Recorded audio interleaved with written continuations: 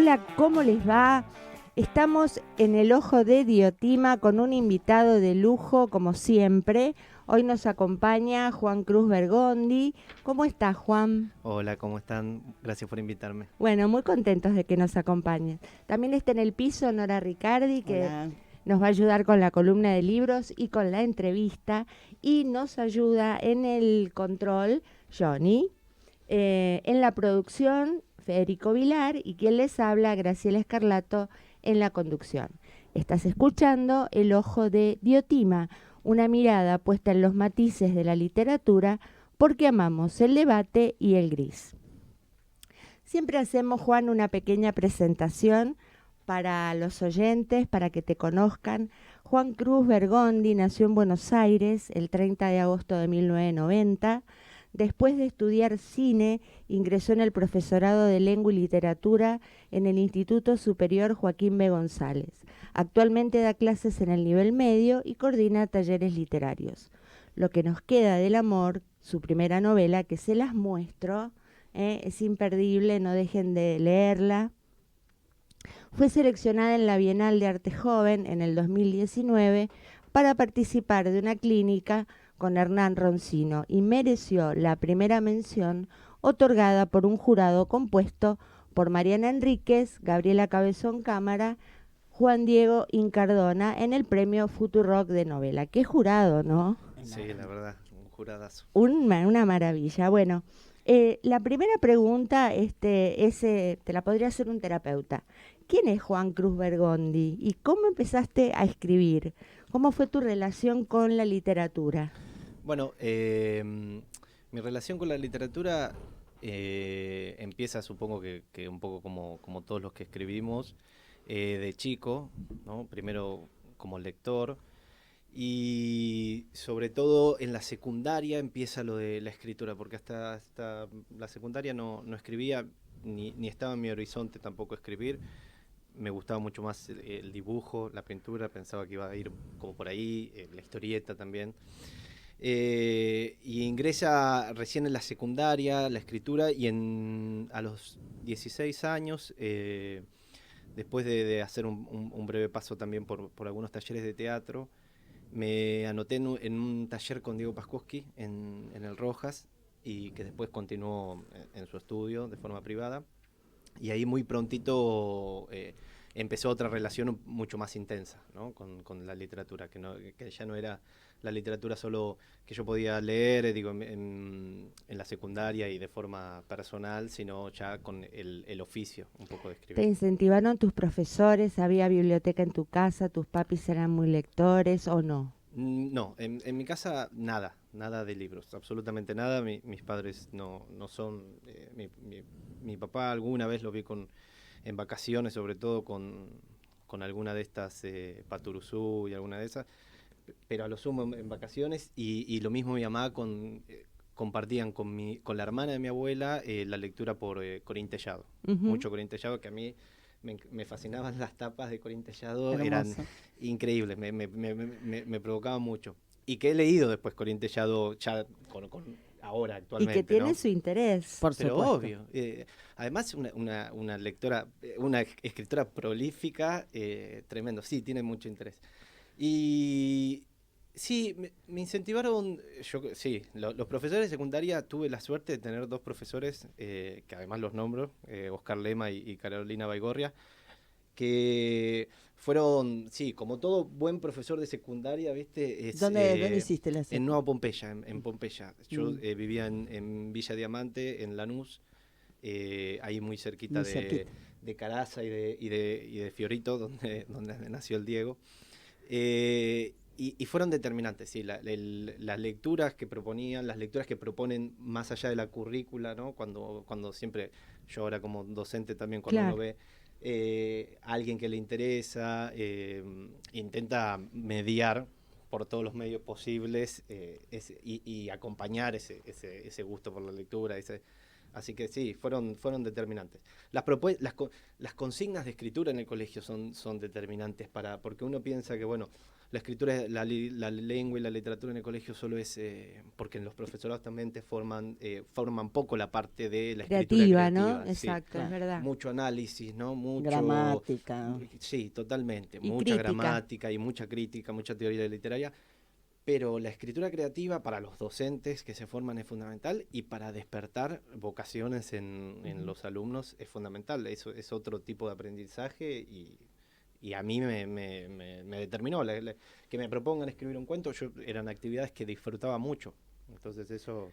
No era el tema de composición La Vaca, por No, suerte, no, no por era. suerte no era eso. No. Bueno, ¿y cómo aparece el germen de esta novela en Lo que nos queda del amor, que tiene además una tapa preciosa de Futurock Ediciones? ¿Cómo aparece? Que es una voz, bueno, después te voy a preguntar, Sí. es una narradora mujer.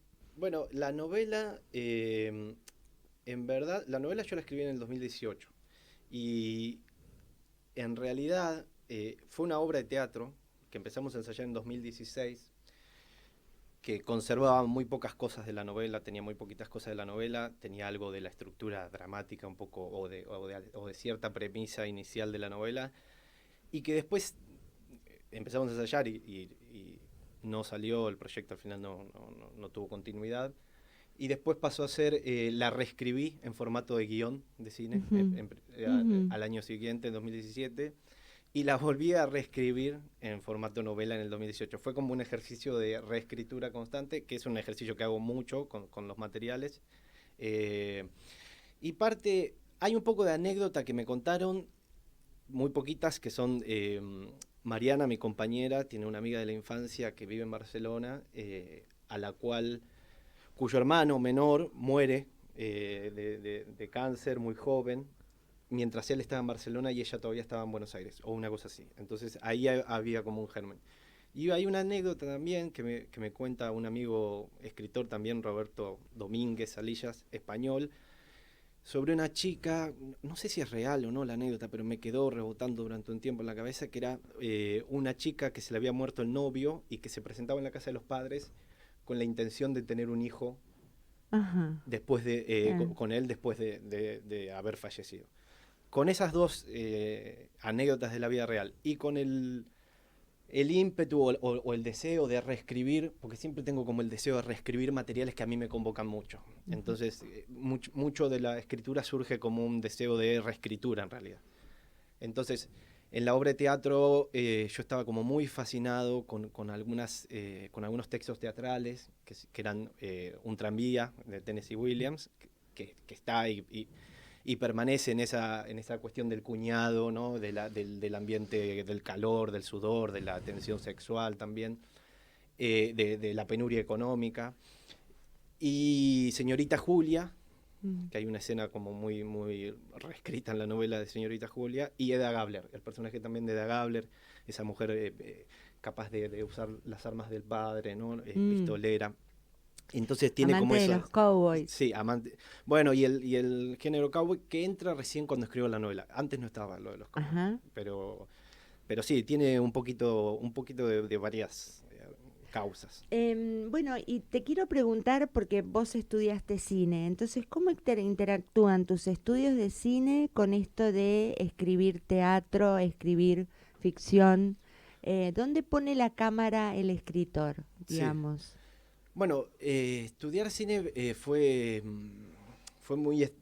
la primera formación académica, fue la del cine. Entonces, dirección de cine. Entonces, es un poco estructurante, seguramente en el nivel incluso menos consciente de la escritura, porque es como el molde que tengo, ¿no? Como tanto la lectura de las películas como la escritura de guión, ¿no? Digo que en el cine puede ser incluso muy esquemática, ¿no? Como lleno de manuales, que no existen tantos para la escritura narrativa, pero en el cine abundan y sobreabundan, ¿no? Y después yo creo que sí, que con respecto a la focalización, es algo que me han dicho siempre, que la escritura de esta novela y de otros materiales tiene como una característica, no sé, cinematográfica o algo por el estilo, pero de eso no soy tan del todo consciente. Como se ve que hay algo suelo ser consciente de muchas cosas mientras escribo, de eso tanto no, me parece que es como un lenguaje más orgánico. Incorporado, Mío, sí, claro. Yo sí. justamente te iba a preguntar por qué habías elegido capítulos cortos, el montaje de esos capítulos como en el cine y la elipsis, ¿no? Hay cosas que no están contadas, pero el lector las recupera, las deduce. Eso tiene que ver, me imagino, con eso que estás diciendo ahora. Sí, total. Para mí la novela, la lectura de la novela crecía mucho en el intersticio, como entre fotograma y fotograma. La novela, un poco esta novela la hace el lector, ¿no? Exige del lector un papel muy activo. Y me parece que crecía, ¿no? La idea por lo menos era que hubiese algo pregnante en los capítulos cortos que dejara al lector creciendo, ¿no? Entre capítulo y capítulo, además de tener que recuperar y reconstruir un poco de la cronología de la historia o del relato.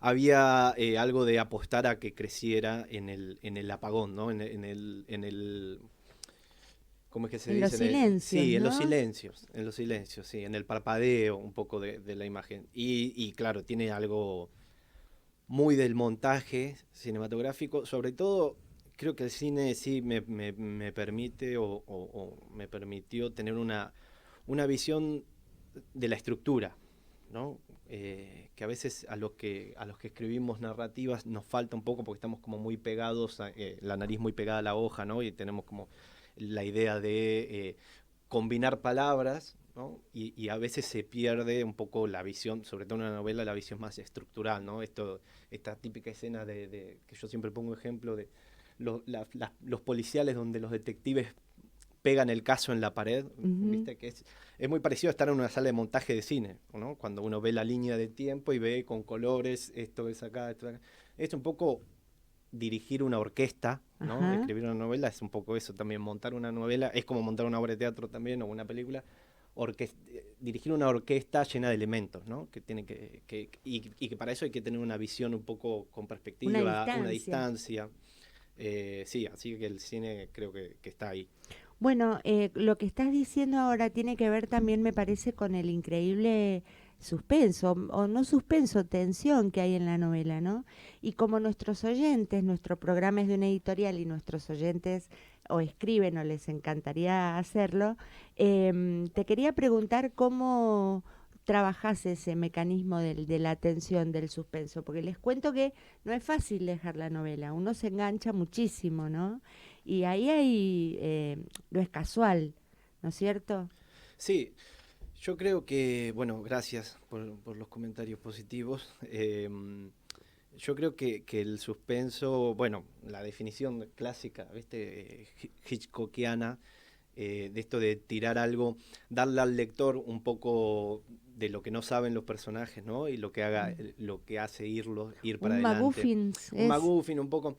Sí, y sobre todo yo tengo la sensación o la creencia de que no hay que estar, por lo menos intento no escribir novelas que sean solo para mí, ¿no? Y que sean sin importar que no las lean, ¿no? Como que sin que me importa que si se leen o no. Uh-huh. Entonces, como me importa que se lean, como creo que el primer contrato que hay que tener con el lector es que se pueda leer la novela y que para hacer lo que uno quiera, ¿no? Primero tiene que pasar las hojas. Yo creo que es importante darle al lector algo que le permita ir hacia adelante, ¿no? Entonces, tirar un poco de hueso, ¿no? Mostrar apenitas el hilo o algo por el estilo que lo haga ir hacia adelante en busca de. Es un poco la promesa, ¿no? Yo siempre pienso, es algo que dice, no sé, hay una frase de Godard, ¿no? Cuando no sabes qué hacer, o algo por el estilo, voy a decirla mal, aparece una mujer con un revólver, ¿no? Claro. Entonces son pequeños elementos o signos que esconden o condensan una promesa dramática hacia adelante. Me parece que con la novela está un poco construida en base a percibir si la tensión está presente o no está presente y tratar de que nunca se muera, ¿no? Claro, y la condensación también, ¿no? La cosa breve y lo que queda en los intersticios, como decías recién, totalmente, en los lo que silencios. queda rebotando, ¿no? Exacto. Sí. Bueno, y con respecto a los personajes, te quería preguntar, ¿cómo configuraste este personaje, esta voz femenina, que es sumamente verosímil, Em, ¿Vas tomando notas? ¿Sabes más del personaje de lo que contás? ¿Van apareciendo sus características a medida que vas escribiendo, la vas descubriendo? ¿Cómo es tu proceso en relación a los personajes? Bueno, lo de los personajes, lo de esta voz en particular, es algo que hablé mucho después de editada la novela, sobre todo después del premio, ¿no? Porque el premio era con seudónimo, entonces, y mi seudónimo era el nombre de mi abuela. Entonces esperaban Una una mujer, escritora, sí, claro. esperaban una escritora.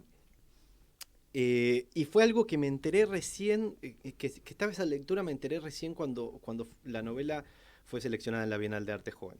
Hasta ese momento no era conflictivo para mí, no me generaba ningún conflicto escribir desde la voz de una mujer. Para mí era lo más natural del mundo. Será, por un lado, por las referencias que cité, ¿no? Señorita Julia, Edda Gabler, y porque mi formación como cinéfilo estaba como muy impregnada de directores varones o guionistas varones que escribían personajes femeninos muy fuertes, Almodóvar, Fassbinder, Cassavet, ¿no? Eran como todas referencias que yo tenía a la hora de escribir. Y creo que no, que lo tuve siempre claro, algo de la motivación o de los, no sé, en términos así, entre comillas, más clásicos del conflicto, del deseo del personaje y demás, me lo dio el haberlo ensayado un poco, ¿no? Porque mi compañera Mariana interpretaba el personaje de Julia, y para mí, yo cuando escribí la novela agarré uno de los personajes que estaba ensayando y la escribí. Fue un pasaje que nunca me cuestioné en ese sentido, como digo, bueno, si ya sé qué sucede, no sabía ni al final ni nada por el estilo qué sucede, pero sabía algo de la trama, sabía algo de las relaciones. Había algo de Julia que tenía, además de Edda Gabler como referencia, tenía, cuando la laburábamos en los ensayos, la referencia constante era el Marlon Brando de Elia Kazan, ¿no? Entonces, estaba configurado desde ese lugar, configurado desde elementos, hay una pedagogía teatral que es de Jacques Lecoq, que a mí me sirve mucho para pensar los personajes porque los pienso de una manera mucho más lúdica, a veces como animales, a veces como elementos. Entonces, las direcciones de movimiento de un león, pensábamos, ¿no? Como de un león enjaulado. Entonces, para mí fue desde ese lugar orgánica la escritura, sin ningún conflicto, sin ningún pensamiento. Soy un escritor varón escribiendo la Claro, voz de una mujer. No se me había cruzado hasta que abrí el material por primera vez, que fue en la Bienal de Arte Joven. Norita, ¿vos No, querés hacerle vos no una la pregunta? sí, la novela mientras la reescribías a partir del guión, ¿la trabajaste con alguien? No, ¿No la leyó nadie más? no la leyó nadie más. La novela, bueno, Mariana, mi compañera, sí es como el primer monitor. Pero no, yo ya en ese momento hacía mucho tiempo que no iba a ningún taller. Fui desde los 16 hasta los 20 años más o menos a taller, y después ya no fui, por lo menos a taller de narrativa, entonces no la trabajé. Y recién cuando fue la Bienal, la abrí el trabajo, además de mis compañeros de la Bienal y Hernán Roncino, que coordinaba esa experiencia, a Hernán Banoli también. Se la mostré en ese momento. Pero hasta el punto final y demás, no fue un proceso en solitario, completamente solitario, que también me parecía que estaba, porque a veces los talleres los talleres no tienen nada de negativo, ¿no? Tienen todo de positivo, pero a veces escribir una novela más allá del taller, de un taller, ¿no? Reafirma un poco el deseo de escribir una novela, ¿no? De estar con un material. Cuando vos tenés que estar 8 meses con un material con el que estás todos los días, porque no tenés ni entregas, no tenés una responsabilidad que cumplir, ni nada por el estilo, habla por lo menos del deseo de hacer eso, ¿viste? Entonces me parecía una linda reafirmación de mi deseo, ¿no? De tu deseo de Sí, escribir esa novela y de, bueno, de ser obviamente escritor que lo sos. total. Bueno, es interesante el contexto de las ciudades en la novela, ¿no? Está Victoria, está Buenos Aires, está Barcelona. Esas fronteras, ¿vos sentís que de alguna manera em, condicionaban a los personajes o les daban una característica, una identidad? Sí, porque Hay algo que no es casual en la novela, que Buenos Aires está en el centro, pero no se transita prácticamente. Hay algo que está en los márgenes de Buenos Aires. Mi experiencia de vida es un poco en los márgenes de Buenos Aires, pues yo nací en Capital, pero me crié en Villa Diamante, como decíamos. Y fui al colegio en Pompeya, que es estar en el margen también de la ciudad, a pesar de que el PRO haya traído la jefatura Parque Patricios, sigue siendo el sur del sur, Pompeya, la ciudad. Entonces, sobre todo Villa Diamante era vivir en un western, ¿viste? Yo creo que muchos de los que vivimos en el conurbano, no sé si es el caso de usted, pero digo, es un poco vivir en un western, porque vos vas al almacén y en el almacén están las miradas ¿viste? De esas cantinas de western de los tipos que están tomando en el almacén o en la puerta del almacén, que están tomando desde temprano la cerveza y que te miran y observan en silencio. La mirada sobre las mujeres es muy del western, ¿viste? Como hay muchísima cosificación, no digo que sea propiedad del conurbano, ¿no? Se disimula más a lo mejor. Pero quizás se disimula en el anonimato y demás. Entonces, como ahí somos pocos, ¿viste? Como nos conocemos entre todos, hay como muy fuerte los mandatos también para los varones, ¿no? Entonces es muy fuerte el mandato de ser varón en el conurbano. Y eso lo extrapolé un poco a Victoria, imaginando que mi abuelo vivía en Victoria, en Entre Ríos, entonces tenía la experiencia también de verlo como muy parecido, o por lo menos una experiencia análoga. Y Barcelona es la única ciudad fuera de Argentina que conozco, entonces tenía esa experiencia de conocer Barcelona, y me parecía al mismo tiempo que la novela juega mucho o está muy presente el signo económico. Entonces, el trabajo, sí. Del trabajo, del mundo del trabajo y de la economía y de la imposibilidad. No es tan fácil viajar a Barcelona, digo, no es tan fácil cruzar el océano, ¿no? Si bien para muchos de los que escriben pareciese fácil, viste que en las novelas está como el tránsito por ciudades que van a Nueva York y tal, y vos decís, bueno, ¿cómo? ¿Cómo? Pero bueno, porque Claro. la trayectoria de vida seguramente de ese escritor no hay un acceso un poco más a la mano. Pero para alguien que tiene que trabajar 8 horas diarias, que apenas llega a fin de mes, el viaje a Europa era una imposibilidad. Y una imposibilidad el retorno, y una imposibilidad la comunicación de estar, porque esto también es previo pandemia, entonces no había Zoom ni Meet, ni ningún tipo de teleconferencia más que Skype. Entonces hay algo del vínculo roto, ¿no? Cuando el otro se va, y bueno, la narrativa de viajes y de regresos me parece que es... y lo que vos me decías de la frontera, un poco el western labura eso, ¿no? Como el más allá de la frontera, ¿no? Esa tierra sin ley, ¿no? Donde no llegan las instituciones y donde la ley es la ley del más fuerte, y un poco está eso también en la novela, sobre todo en la parte de Entre Ríos, ¿no? La otra parte es más melodramática, si se quiere. Bueno, ya que sos profesor de literatura y sos escritor y demás, para nuestros oyentes te quiero preguntar, ¿qué sentís que tiene que tener una novela? ¿Qué características para ser efectiva, sin que sea una receta, ¿no? En líneas muy generales. Sí, no, porque no hay receta. Para mí, lo que tiene que tener, o por lo menos lo que yo charlo con la gente con la que escribe y que suelo leer, para mí tiene que tener conciencia de lo que uno hace, conciencia del empleo de lo que está haciendo, como conciencia no solo del uso del lenguaje, que eso es básicamente la literatura, ¿no? Eso es una intencionalidad sobre el lenguaje, sino también conciencia de un poco del panorama de la recepción también de esa novela, ¿no? No para ir, a veces, si se quiere, ir a favor, ¿no? De esas expectativas de lectura o los horizontes de lectura, que son fácilmente reconstruibles porque uno mira un programa de la UBA, del Joaquín, digo, mira cómo se está leyendo, los ejes de lectura de la literatura contemporánea, mira las reseñas, mira los fallos de premios, entonces uno puede ver cómo se lee, ¿no? Cómo se lee en la actualidad y en la contemporaneidad, y un poco ir a favor o en contra, pero decidiendo, ¿no? Tratando de no escribir lo que sale, lo que es, ¿no? Como sino tratando de tener conciencia de que... Con un proyecto. Sí, y conciencia de que la literatura se inscribe en un territorio y en un campo de batalla, ¿no? Y cada novela discute con todas las otras novelas, no solo las que la precedieron, sino las que se están publicando.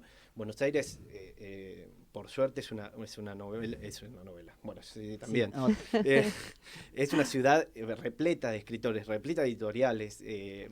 Y eso, además de ser bueno, es un desafío. Porque, ¿por qué publicar una novela? ¿O por qué escribir una novela en una ciudad donde hay tantos que escriben y escriben también? Bueno, me parece que es entrar en una conversación y ser consciente de la conversación que se quiere entablar también, además del uso del lenguaje, de que la novela, eh, por eso decimos, claro, no hay fórmulas, no sé si es una novela, seguramente para hacer una novela más bestseller o que apunte hacia algo comercial también debe haber tenido otras cosas en cuenta, pero Sí, no es pero la ahí hay un literatura que trabajo de estamos... marketing por Sí, atrás que sí, no es del que ya escritor. escapa, claro. Exacto, Sí, escapa. exactamente. Juan, y bueno, ya que hablaste del taller literario, contanos, yo te quería preguntar si se puede enseñar a escribir y que nos digas cómo pueden los oyentes contactarte para hacer tu taller.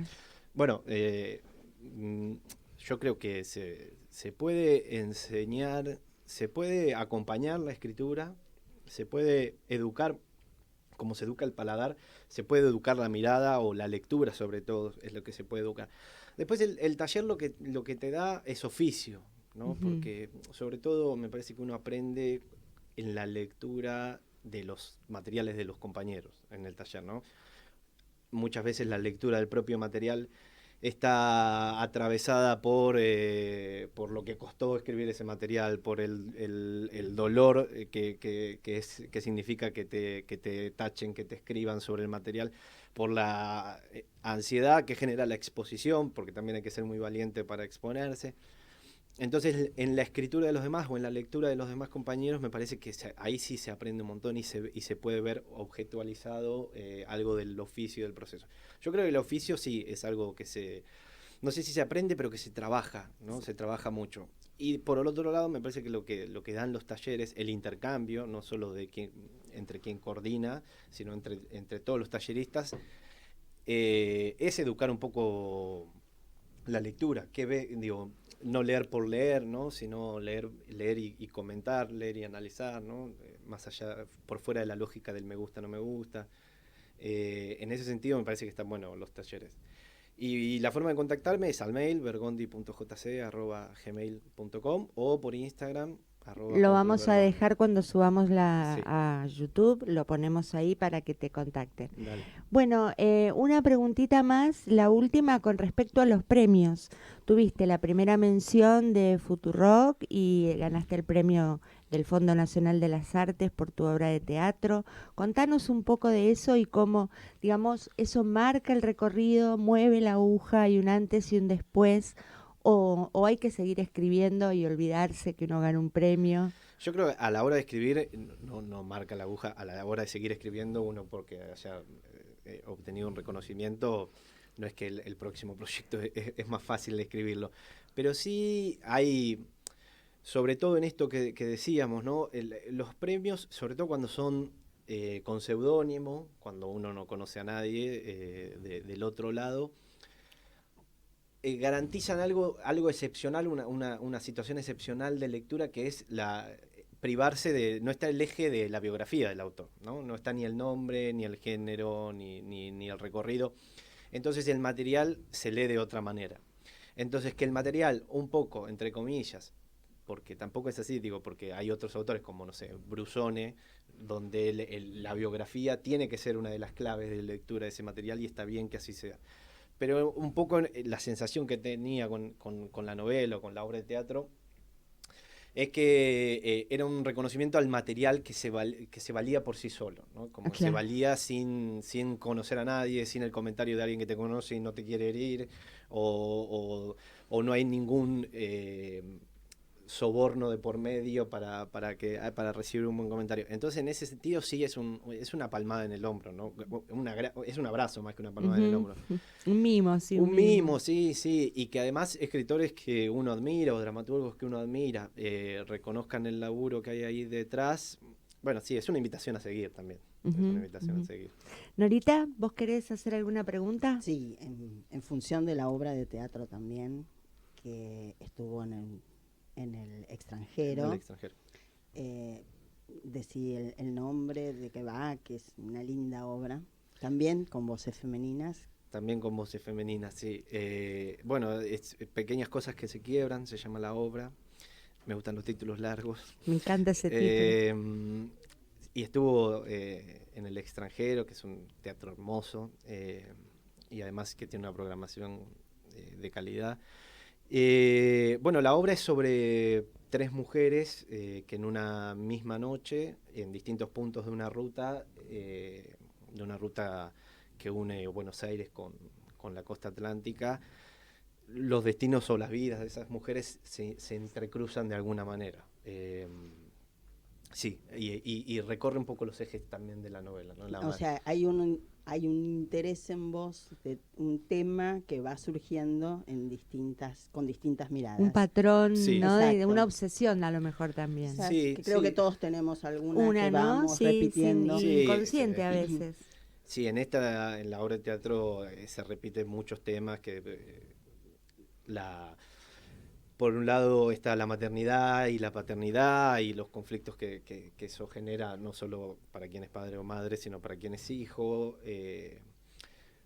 Tiene una cuestión muy trágica, bueno, que la novela quizás tiene también, en esta capaz que está un poquito más acentuada.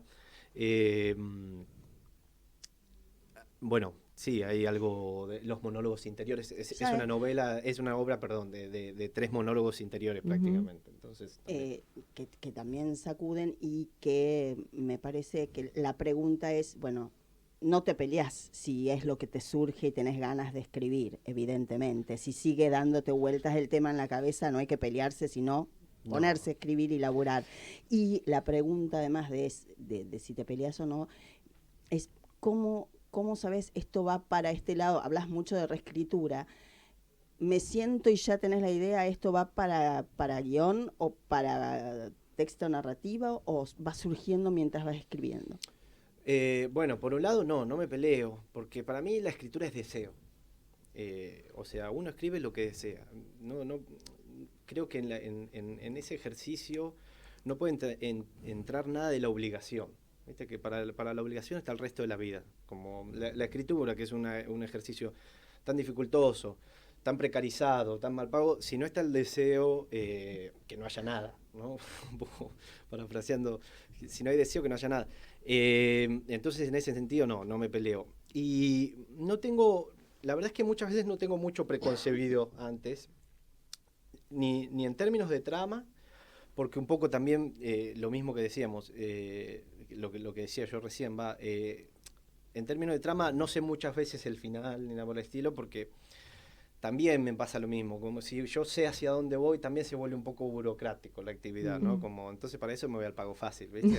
Claro. O empiezo a hacer cuentas de lo que me alcanza el sueldo y lo que no me alcanza o lo que tengo que pagar. Entonces, tiene que haber algo del nivel de la aventura en la escritura. Para mí, ¿Siempre por lo menos. novela o cuento? ¿Frecuentas el cuento? Yo creo, ahí un poco lo que decía Norita, si pienso que es breve, en principio lo pruebo muchas veces como teatro, como obra de teatro, y no como cuento. El cuento no es algo que se me dé tanto, pero por una cuestión más neurótica de... Yo los materiales, renuncio muy pronto a los materiales, o me dejan de gustar muy pronto lo que escribo. Entonces hay algo si lo sigo frecuentando el material, hay algo que me da el indicio a mí de decir, bueno, capaz que esto está bueno, o por lo menos me motiva. Quizás no renuncie tan pronto, o quizás no me parezca tan feo, mucho más rápido de lo que me puede parecer un cuento. Porque un cuento, si bien hay distintas, ¿no?, experiencias de escritura del cuento, uno podría pensar que abarca menos tiempo que escribir una novela. Entonces, muy rápidamente lo leo y digo, esto no va, ¿viste? Como no me gusta. Y bueno, y en el teatro es distinto.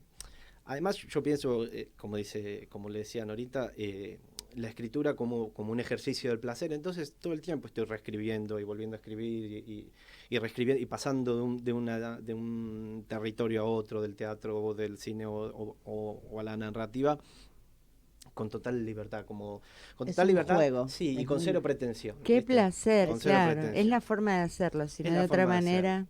Escribís porque te pica la mano y porque tenés que hacerlo, y si viene, y si viene bien, mejor, y no lo vas a hacer porque lo hagas sin pretensión, lo vas a hacer a medias o tirando chanta. Sí, claro. Pero sí, hay algo de que se recupera de lo lúdico ahí. Ujú. Bueno, Juan, qué placer Sí, enorme. escucharte. Escucharte. ¿Y estás escribiendo ahora? ¿Hay algún proyecto inmediato de obra de teatro, de cine, algo? Sí, estoy escribiendo algunas obras de teatro. Tengo siempre muchas cosas abiertas, como algunos monólogos y cosas así, y estoy laburando una novela de a poquito que vamos a ver cómo va. Pero me parece que viene por la misma línea de los Bien. materiales. Bueno, Cruzamos queremos los leerla dedos y- rápido, ¿no? Exacto, Hay que leerla rapidito. Te Esperemos. esperamos acá también. Bueno, si Muchas te querés gracias. quedar con nosotros, ahora Norita va a hacer, nos va a Dale, sí, contar claro. los libros que ha traído. Vamos a empezar por Lo Inexorable, ¿te parece? Lo inexorable, bueno, está. Y no escuchamos música ahora. Me parece Bien. que no, porque quedan 15 minutitos. Bien, entonces vamos a hablar muy rápido. Lo Inexorable es el primer libro de cuentos de Lorena Hidalgo por Ediciones Diotima. Lorena nació en Mar del Plata, es narradora, diseñadora gráfica y, como dije, es su primer libro de cuentos, un derrotero acerca de la muerte.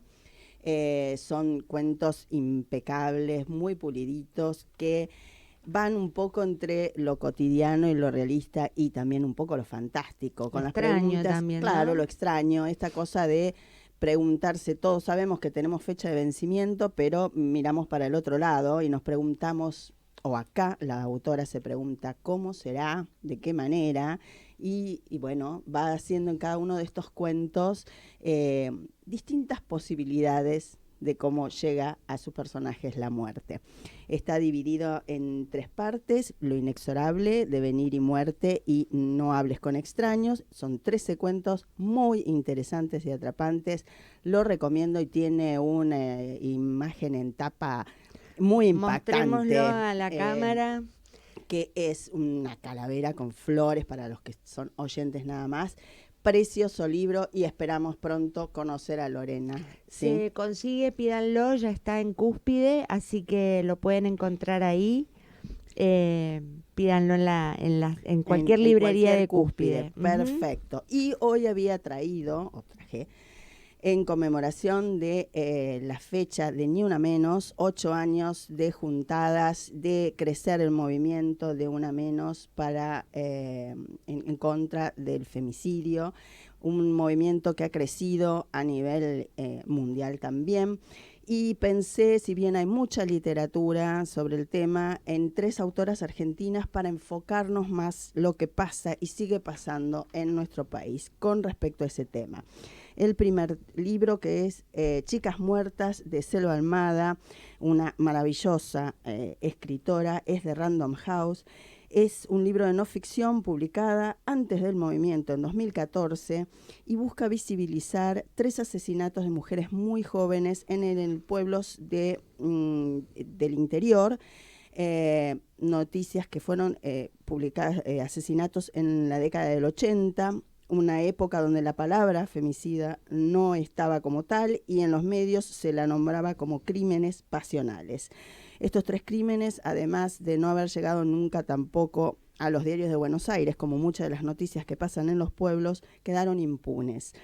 La dedicatoria es a estas 3 chicas, que hay que nombrarlas y no olvidarlas: María Luisa Quevedo, Andrea Dane y Sara Mundín.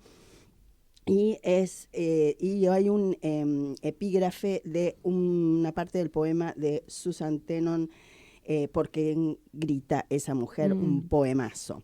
El libro está narrado, intercalado con recuerdos de Selva en su juventud en un pueblo. Ella también es del interior del país y va recordando pequeños actos machistas que, como decía Juan Cruz, están tan metidos en la sociedad que los pasamos por alto, en el conurbano, en los pueblos, y un poco menos, quizás un poco más domesticados en la capital.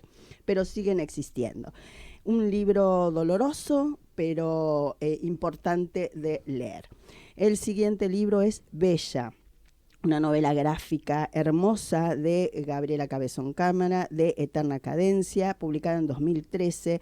Esto sí que es una historia crudísima, con unas imágenes impactantes de Iñaki Echeverría, que está en blanco y negro y que todo el tiempo no te deja aire, es dolorosísimo.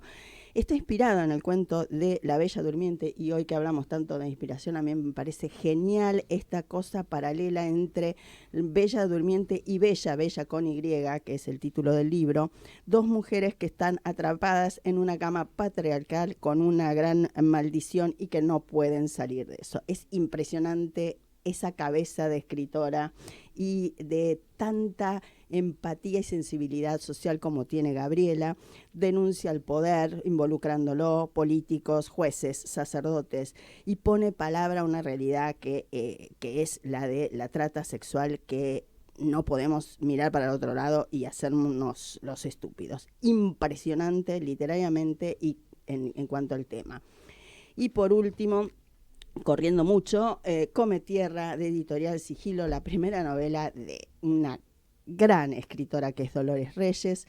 Está dedicada a Araceli Ramos y Melina Romero, que fueron dos femicidios que ocurrieron muy cerca de la escuela donde trabajaba Dolores Reyes, que como docente también habla de el espacio escolar en ese contexto del conurbano, de inmensa pobreza y grandes problemáticas. La voz principal es de una hija de una mujer también víctima del femicidio, es decir, que la voz es víctima, testigo de estas situaciones, y tiene un don que va a poner en voz todo lo que pone la voz de las ausentes, de un montón de víctimas de femicidios. Lo pone también en un contexto donde, contrariamente a lo que hace Gabriela, que pone un estado cómplice, acá marca todo el tiempo un estado ausente que va siendo reemplazado como se puede con el don de este personaje principal. La tierra como un símbolo, ¿no? La tierra como género femenino, la nutrición, lo materno, lo que nos da de comer y lo que nos cubre cuando morimos. Impactante novela, tiene una secuela que es Miseria, que todavía no la agarré, pero está en la mesita de luz, y que espero que realmente vuelvan a estos libros, que nos comprometamos con que no haya más ni una menos. Quiero cerrar antes de la canción con la dedicatoria de Bella, que me parece también impresionante, que dice: aparición con vida de todas las mujeres y nenas desaparecidas en mano de las redes de prostitución, y justicia y castigo a los culpables. Justicia por todas las ausentes y que no haya más. Nos vamos con el tema Nos vamos, Norita, y ya como Quintana. Iríamos cerrando, ¿no? Sí, claro. Nos despedimos hasta la próxima. Nos despedimos hasta el próximo bloque. Ok. La canción es Canción sin Miedo, de Vivir Quintana.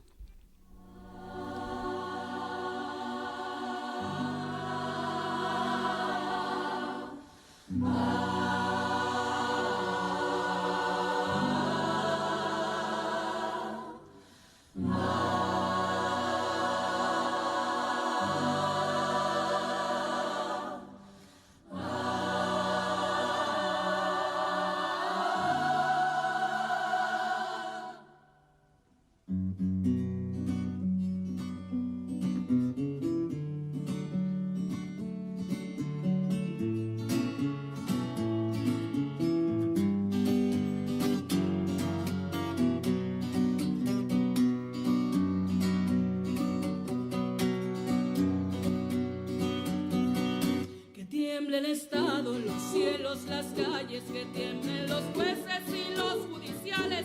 Hoy a las mujeres nos quitan la calma, nos sembraron miedo, nos crecieron alas. A cada minuto de cada semana nos roban amigas, nos matan hermanas, destrozan sus cuerpos, los desaparecen. señor presidente. Por todas las compas marchando en Reforma, por todas las morras peleando en Sonora, por las comandantas luchando por Chiapas, por todas las madres buscando en Tijuana. Cantamos sin miedo, pedimos justicia, gritamos por cada desaparecida. Que resuene fuerte, nos queremos vivas, que caiga con fuerza el feminicida. Yo todo lo incendio, yo todo lo rompo. Si un día algún fulano te apaga los ojos, ya nada me calla, ya todo me sobra. Si tocan a una, respondemos todas. Soy Claudia, soy Esther y soy Teresa. Soy Ingrid, soy Fabiola y soy Valeria. Soy la niña que subiste por la fuerza. Soy la madre que ahora llora por sus muertas. Y soy esta que te hará pagar las cuentas. Justicia, justicia, justicia. Por todas las compas marchando en Reforma, por todas las morras peleando en Sonora, por las comandantas luchando por Chiapas, por todas las madres buscando en Tijuana. Cantamos sin miedo, pedimos justicia, gritamos por cada desaparecida. Que resuene fuerte, nos queremos vivas, que caiga con fuerza el feminicida. Que caiga con fuerza el feminicida.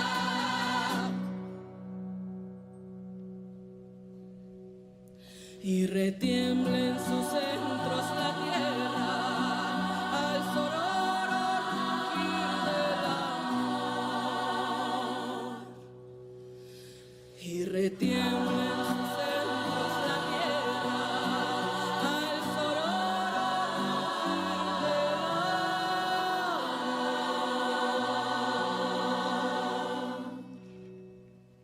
Conectate a Radio Sónica. Forma parte de nuestra comunidad. Seguinos en Twitter. @Radio Sónica. Radio Sónica. Radio Sónica. Conectados las 24 horas. Bueno, volvemos y estamos en una charla Sí. fuera del aire muy interesante. Le preguntaba a Juan si él tiene un lector ideal y de ahí saltamos al tema de si hay... Él dice que lee, ¿no? Que se informa mucho. Contá, Juan. No, yo lo que comentábamos que se tornó como muy, muy apasionante fuera del aire.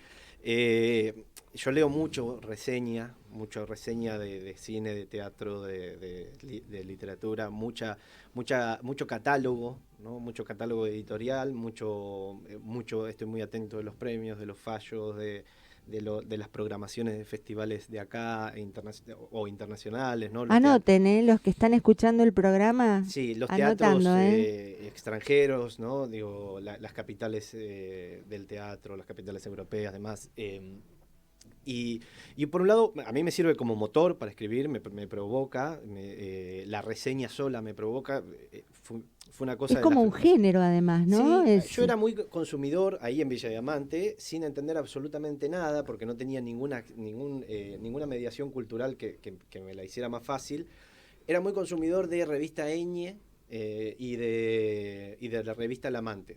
El Amante, esa sí, tapa claro. amarilla, qué maravilla. Sí, que las tengo guardadas y digo, yo esto lo veía y pasaba por mis manos sin saber ni entender absolutamente nada. Pero me parecía muy provocador las ideas que estaban desparramadas, las tramas, las pequeñas sinopsis.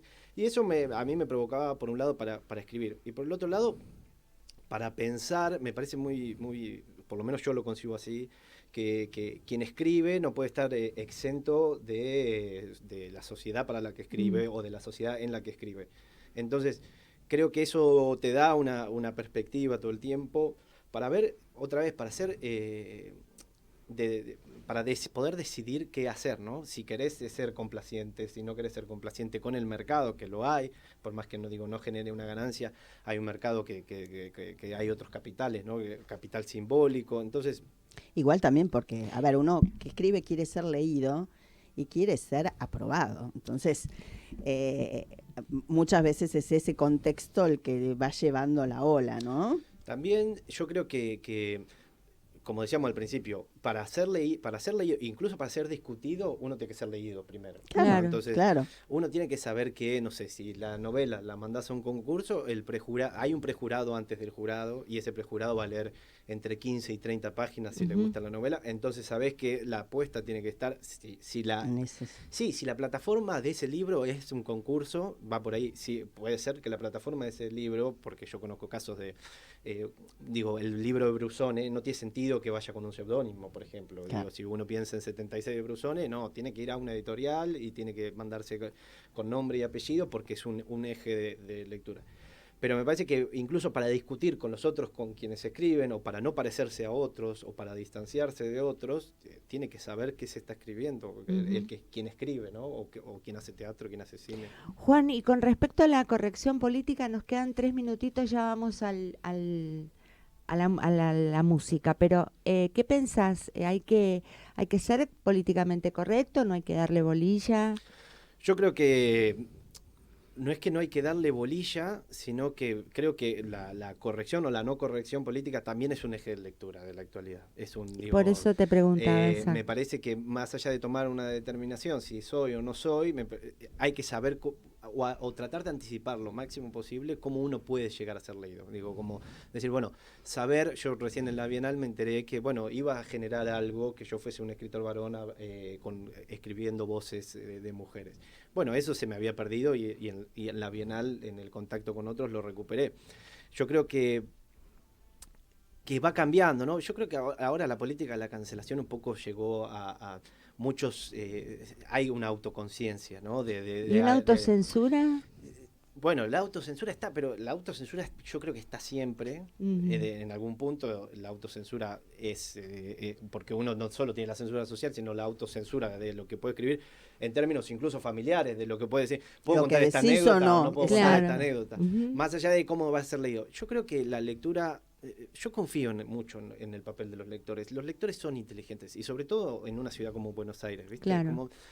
Creo que la lectura corta de miras, esa que cancela a priori, ¿no? Como sin leer, yo creo que no tiene mucha vida útil, ¿viste? Esa lectura, sí, es como la lectura, es como la literatura que la produce también, ¿no? Claro, la literatura de propaganda o de manifiesto o panfletaria tampoco tiene mucha vida útil más allá del momento histórico. Pero me parece que es interesante pensarle esa cuestión social. Un placer charlar con vos, hemos aprendido, lo hemos disfrutado, hemos jugado, muy lúdica también la entrevista. Nora, muchísimas gracias por la columna, lindísima. Y en honor a una de las ciudades de la novela Lo que nos queda del amor, de Juan Cruz Bergondi, vamos a escuchar para despedirnos un tema de Ed Sheeran que se llama Barcelona. Muy bien, gracias, muchas gracias por la entrevista.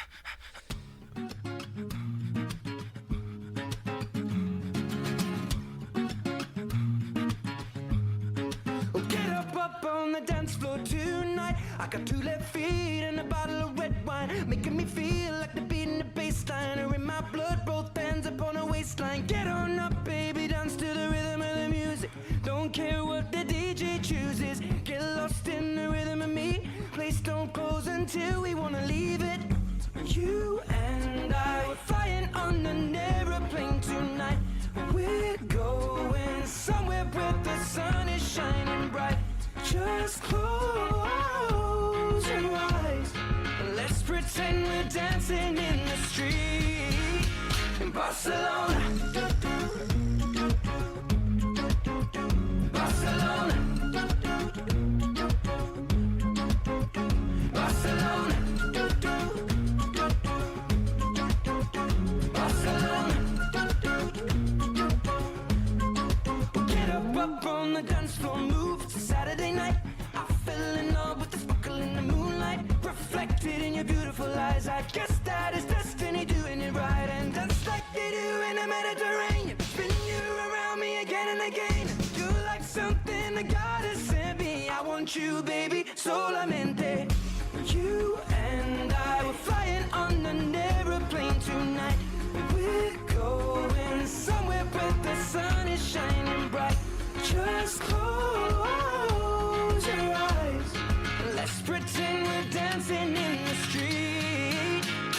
Barcelona. Barcelona. Barcelona. Barcelona. Barcelona. Barcelona. Oh, Barcelona. So let's pretend we're dancing in the street. Barcelona, las Ramblas, I'll meet you, we'll dance around La Sagrada Familia. Drinking sangria, mi niña, te amo Macarena.